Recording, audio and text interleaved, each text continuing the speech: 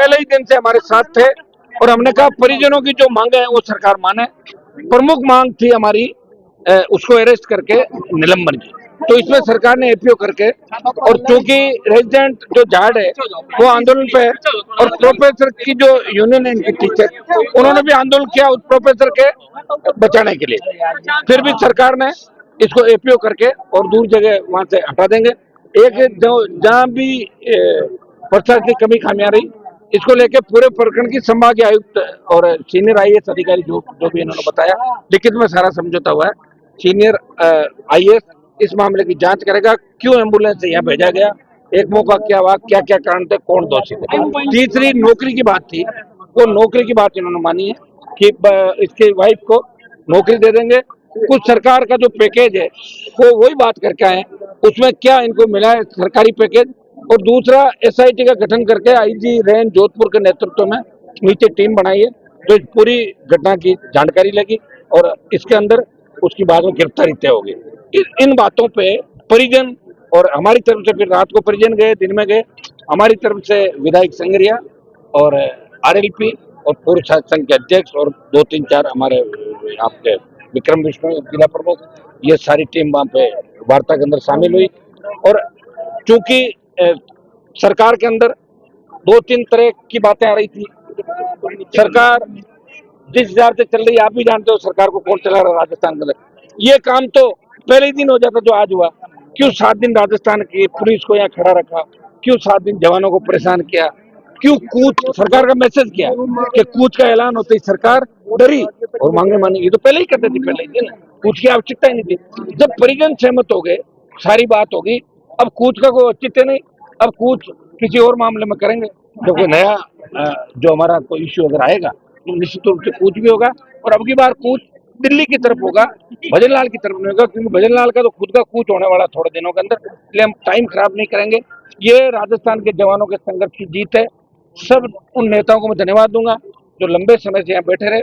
Police ने जो मुकदमा दर्ज किया, हमने ये भी कहा उसमें कार्रवाई नहीं होनी चाहिए, क्योंकि पुलिस की आदत होती है, पुलिस अब बातों में लेके और उसमें कार्रवाई करती है, बाद में बहुत बड़ी दिक्कत होती है छात्र नेताओं को। तो इसके अंदर भी हमने बात करी। निश्चित रूप से ये राकेश के परिवार को सच्ची श्रद्धांजलि है, लेकिन मैंने एक चीज देखी कि जो झाड़ है इनका रेजिडेंट डॉक्टर्स का जो एसोसिएशन है, आप देखिए झाड़ के डॉक्टर इतने डरे हुए हैं कि प्रोफेसरों ने कहा कि अगर आप वहाँ धरना चले तो आपको फेल कर देंगे। कितना बड़ा आतंक प्रोफेसरों का, स्टूडेंट जो पढ़ रहे हैं, एमबीबीएस कर रहे हैं या पीजी कर रहे हैं।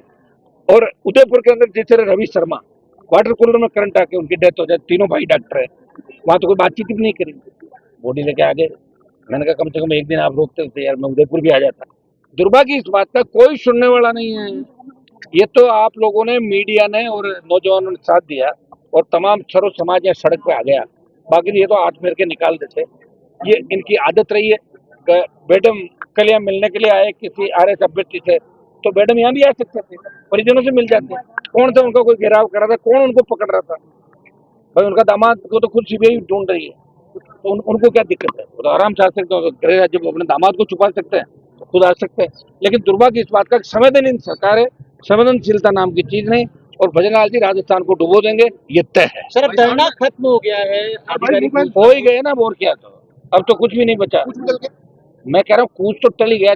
जब सरकार की तरफ से डीसीपी पहले कह रहे हम खुद नहीं आएंगे, डीसीपी एडीएम और सब लोग आके उनके मुंह से घोषणा हो गई, मुकदमे दर्ज किए, लिखित ऐसा है, लिखित में जब इनके बात हो गई, परिजनों ने ही वार्ता करी।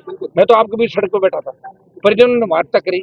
इनके समाज के जो विष्णु समाज के एक मंत्री है वो भी बैठे थे, जोगाराम जिनकी पोती नकल करती हुई पकड़ेगी, वो भी थे इस वार्ता के अंदर। तो ये तमाम लोगों के बीच, कमिश्नर भी थे, ब्यूरोक्रेट्स भी थे, तो तमाम के बीच बात हुई है। मैं बातचीत में वहां शामिल नहीं था, लेकिन परिजन संतुष्ट है और ये तय है कि ये अगर कार्रवाई नहीं करेंगे तो निश्चित रूप से तो कार्रवाई होगी। 100% एचओडी वाला काम तो इसलिए होगा कि आज नहीं तो कल उसको उसके पापों की सजा मिलेगी। निश्चित रूप से सरकार 2 दिन किसी को मोहलत दे सकती है, अरेस्ट भी होगा और कानून का हाथ लंबे, न्याय हमें मिलेगा। हनुमान जी आपने कहा था कि हनुमान को क्रेडिट नहीं मिल जाए, इनको न्याय मिल जाए। हाँ। लगातार आप ये सही है बात। धरने भी दे रहे हो, क्या कारण था क्रेडिट के लिए परिजनों को परेशान किया जा रहा था? अब तो कारण एक दोनों पार्टियों को एक ही आदमी दिख रहा है, इसको कैसे रोके? विपक्ष ये क्यों नहीं, ये सो क्यों नहीं जा रहा, जाके ही सो जाए, हम भी लूट खसोट कर ले आराम से। पिछले पापों में पर्दा ये है, उससे पहले के पापों में पर्दा ये तो चला ही राजस्थान के अंदर, और क्या चल रहा है। मुकदमे में दर्ज किए गए एक मुकदमा पुलिस ने दर्ज किया था, एक नोटिस हम लोगों को भी दिया था। ये इनकी कानूनी प्रक्रिया, इनसे हम नहीं डरते। ये तो होते रहता है, मुकदमे होते रहते हैं, बरी होते रहते हैं, सजा भी हुई हम लोगों को, फिर भी लड़ते रहेंगे।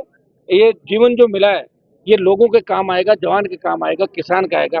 मैं तो कहता हूँ अगर राकेश बिश्नोई की जगह कोई ऐसी जाति का बच्चा भी अगर होता, किसी ऐसी जाति का जिसका एक भी विधायक नहीं, हमारे तो जाट बिश्नोई मिलाते 40 MLA 7 MP है, फिर भी 7 दिन लगे न्याय मिलने में।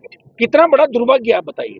तो ऐसी गरीब जाति जिसका कोई विधायक नहीं हो, अगर उसके साथ कोई घटना हो जाए फिर कौन जाएगा? उसका तो MLA भी नहीं, हनुमान बेनीवाल जाएगा वहाँ। मैंने बंजारों का कोई विधायक नहीं, नागौर में न्याय दिलाया, उनकी बस्ती को उजाड़ा, फिर भी उनके साथ खड़ा रहा, सरकार से टक्कर ली, नया कानून बनवा दिया कि अब गौचर के अंदर भी अगर पुराने मकान बने हुए तो उनको तोड़ने से पहले पुनर्वास की व्यवस्था करें, उनको पट्टा दिए जाए। ये कानून हनुमान बेनीवाल का संघर्ष से ही राजस्थान के अंदर बना था।